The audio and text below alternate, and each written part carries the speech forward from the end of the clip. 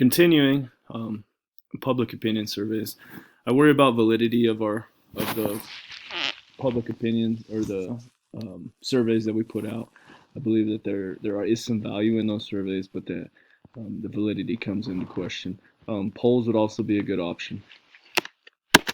And with my standard correlation, the assignment allowed me to look at our culture within our community, understand the issues that they may have, and ways that I can reach students who I may not have been able to previously. It's very relevant to my current learning. Helps me understand the lives of the kids that I come into contact with on a daily basis. I feel like in the future I can use these skills to contact a larger group of stakeholders in all decisions, and just to have a better understanding of what our community needs. I appreciate your time. Thank you.